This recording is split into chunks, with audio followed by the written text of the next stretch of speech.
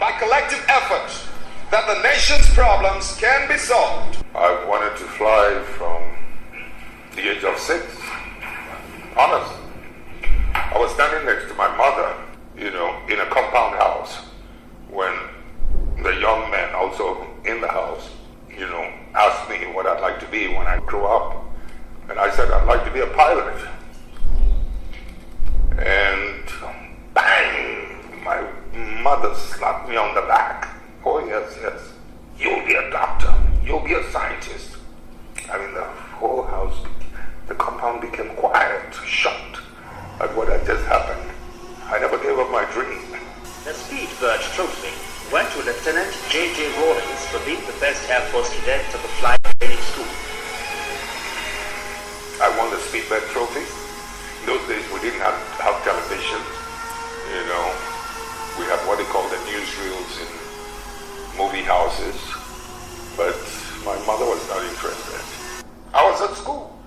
So, how did the people around me, how did they conduct or misconduct themselves in such a way as to bring so much hatred? Ghana then, everything was monopolized. I remember our basic food like beans and curry was only sold. I remember at that time Malacca was sold by one woman. One, believe you me, one person was selling that. Only one. There was no soap, just bathroom soap. There was none. Toothpaste, there was none. Nothing. No food. And we got to know that Ghana was almost just getting to a ground. So the point is that we have set the example. We have shown that we're capable of doing it.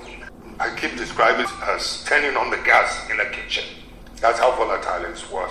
From a distance, all you needed to do was to ignite a match and throw it inside. And that's what I could have done in 79, 15th May. I was praying for the best. I also knew exactly what was going on in the country and knew that he had taken the flag for all of us.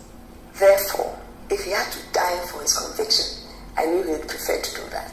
They were trading some things among themselves, the prosecution and the lawyers and whatnot, and severally and whatnot, those terms they use.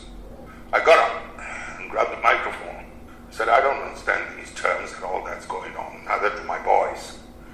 And I'm just here, and I'm taking responsibility for everything that's happened, and to leave my men alone. But I wanted to make sure that they hear what I have to say first. He was an embodiment of the reaction, great disappointment of the people of Ghana. Now it's important to understand this because he didn't say anything. The prosecution said this was what he was about. But such was the mood that people identified. Said, actually, this guy is saying the way we are all feeling. So he became a hero on account of the honesty of the prosecution.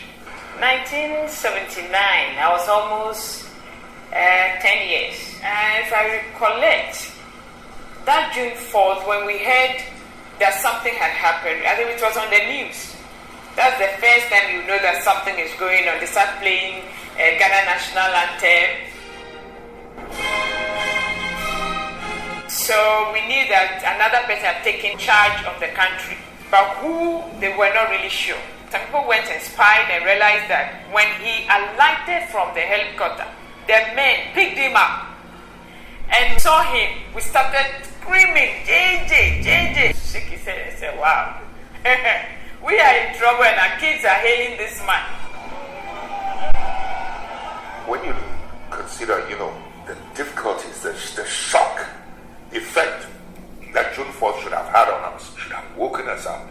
And I do remember, to be quite honest, in those volatile, violent, difficult days when people were calling for let the blood flow, etc., there were some intellectuals and some diplomats who, I guess, have a better knowledge of history, who were asking me that I was exercising too much control, I was restraining it too much.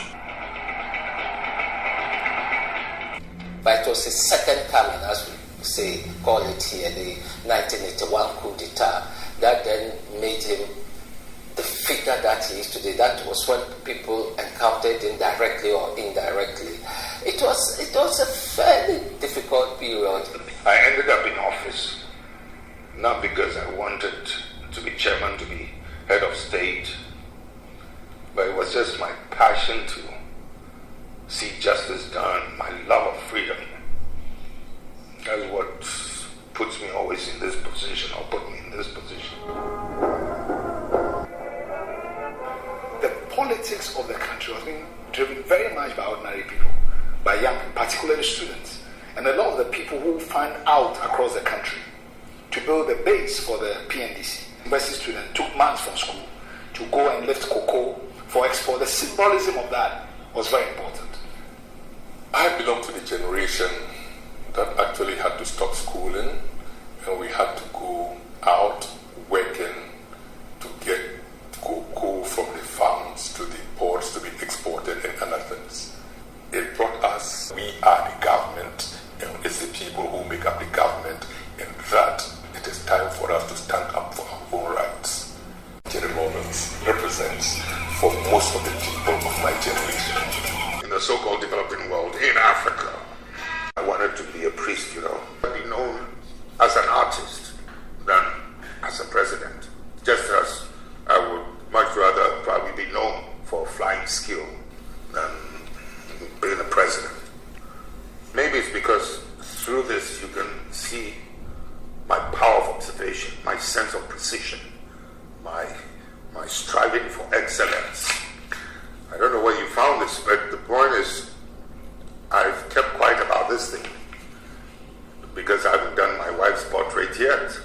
If I'd done my wife's portrait also, I would have felt good about, displaying this. While I was in high office as chairman of the PNDC within the revolution or head of state, my stubbornness did not translate itself into stopping our people from doing something that I felt would hurt us. One would sometimes allow it in order not to break the growing confidence in our people.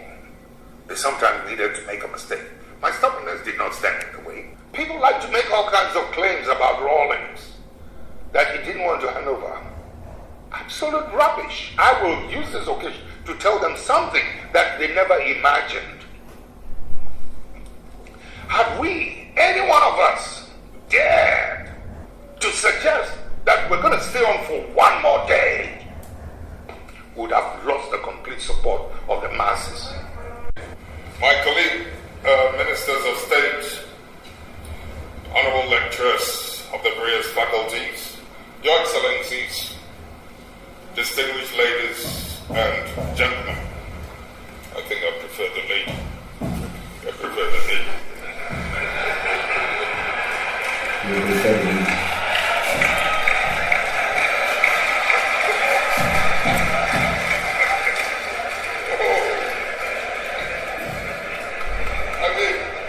This little world you want to enjoy.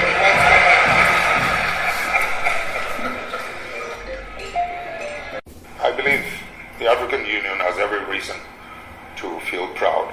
This is one political and military exercise that we've taken up almost on our own and won for the good of that country, for the good of all of us. When you look at the resilience, the fortitude, the strength in these mothers, holding onto these feeble, fragile children, as sorry as you feel for them, you cannot help but also admire, their sense of courage and determination. Let's do what we can. At the sweep of Ghanaian history. Denial. You shouldn't be in denial because it's occupied a major part of the country's history. After 18 years in power, where you can say that actually, if you look at the sweep of Ghanaian history, Jerry Rawlings is the second most important ruler in Ghana's history after Kwame Nkrumah.